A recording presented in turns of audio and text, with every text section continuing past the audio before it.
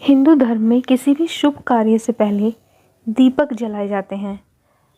दो तरह के दीपक जलाए जाते हैं, एक कर्म दीप जो सिर्फ पूजा के दौरान जलाते हैं और दूसरा अखंड दीप जो तब तक जलते हैं जब तक कि त्योहार चलता है, जैसे कि नवरात्रि। नवरात्रि में 9 दिनों तक अखंड दीपक जलाया जाता है। नवरात्रि में हम अखंड दीपक क्यों जलाते हैं, मैं आज की अपनी वीडियो में यही बताऊंगी। इसके पीछे का क्या रहस्य है, तो ये सब जानने के लिए वीडियो को पूरा देखिएगा। दीप प्रकाश का सूचक होता है और प्रकाश ज्ञान का। परमात्मा से हमें संपूर्ण ज्ञान मिले, इसलिए दीप जो है हम वो जलाते हैं और उसको जलाने की हमारी शुरू से ही परंपरा है। जिस प्रकार दीप की ज्योति हमेशा ऊपर की ओर उठी रहती है, उसी प्रकार मानव की वृत्ति भी सदा ऊपर ही उठी रहे, यही दीप जलाने का सही अर्थ होता है। समस्त कल्याण की चाह रखने वाले मनुष्य को दीप जलाते समय एक मंत्र होता है, वो जरूर पढ़ना चाहिए। पंच तत्वों में से एक महत्वपूर्ण तत्व अग्नि का भी अंश है और यही हमारा दीपक है।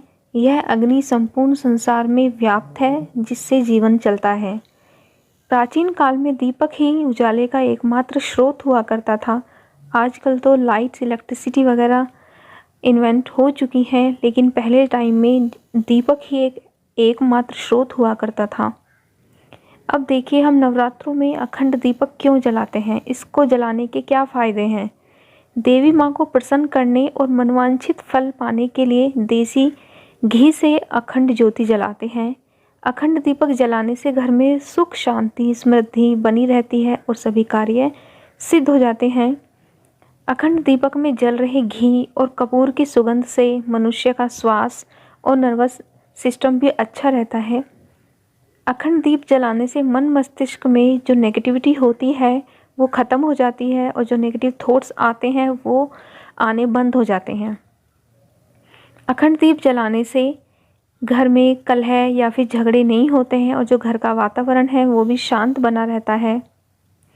अखंड दीप जलाने से घर का जो वास्तु दोष होता है वो भी खत्म हो जाता है और भाग्य दोष शुरू हो जाता है। नवरात्रि में अखंड ज्योति की लो जो होती है वो पूर्व दिशा की ओर रखने से आयु में वृद्धि होती है। अगर हम दीपक की लो पश्चिम दिशा की ओर रखेंगे तो ऐसा करने से दुख बढ़ता है। दीपक की लो अगर हम उत्तर दिशा में रखते हैं तो इससे धन लाभ होता है। अगर हम जो हमारा दीपक है उसकी लो दक्षिण दिशा में रखते हैं तो इससे भी हमारे घर में हानि होती है। अखंड ज्योति की गर्मी दीपक से 4 अंगुल चारों ओर अनुभव होनी चाहिए, ऐसा माना गया है। ऐसा दीपक भाग्योदय का सूचक होता है। दीपक की लो सुनहरी जलनी चाहिए, जिससे आपके जीवन में धन धान्य की वर्षा होती रहे और व्यापार में भी प्रगति होती रहे। अगर अखंड ज्योति बिना किसी कारण के स्वयं बुझ जाए तो घर में आर्थिक तंगी आने की संभावना रहती है। मिट्टी के दीपक में अखंड ज्योति जलाने से आर्थिक समृद्धि आती है और चारों दिशाओं में आपकी कीर्ति का बखान होता है। नवरात्रि में दीपक जलाए रखने से घर परिवार में सुख, शांति एवं जो हमारे पितृ होते हैं उनकी भी शांति बनी रहती है। नवरात्रि में दीपक जलाए रखने से घर परिवार में तो शांति होती ही है।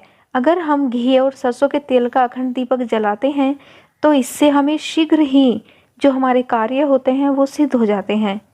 नवरात्रि में विद्यार्थियों को भी विशेष लाभ मिलता है। अगर विद्यार्थी घी का दीपक जलाएं तो उनकी सफलता निश्चित हो जाती है। अगर आप वास्तु दोष से परेशान हैं, उसे दूर करने के लिए आप बहुत उपाय कर चुके हैं, तो वास्तु दोष को दूर करने के लिए वास्तु दोष वाली जगह पर तिल्ली के तेल का दीपक जलाकर रखना चाहिए। शनि के कुप्रभाव से मुक्ति के लिए भी नवरात्रि में तिल के तेल की अखंड ज्योत शुभ मानी जाती है। अखंड ज्योत जलाने के बाद आप उसे अकेला नहीं छोड़ सकते और अगर ये ज्योति बुझ जाए तो अपशगुन मानी जाती है। अखंड ज्योति जलाने से पहले मन में संकल्प लें और माँ देवी से प्रार्थना करें कि हमारी मनोकामना जल्द पूर्ण हो जाए।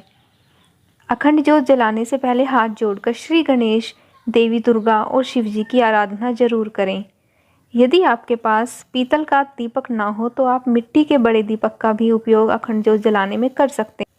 मिट्टी के दीपक में ज्योति जलाने से पहले दीपक को एक दिन पहले पानी में भिगो दें और उसे पानी से निकालकर साफ कपड़े से पोंछकर सुखा लें। दीपक को चौकी या घर में रखकर ही जलाएं, कभी भी भूमि पर ना रखें। माता के सामने यदि आप जमीन पर दीपक रख रहे हैं तो अष्टदल बनाकर रखें। अष्टदल आप गुलाल या रंगे हुए चावलों का भी बना सकते हैं। अखंड ज्योति की बाती रक्षा सूत्र यानी कि कलावे से भी बनाई जाती है। सवा हाथ का रक्षा सूत्र या फिर नाड़ा लेकर उसे बाती की तरह उपयोग में लें।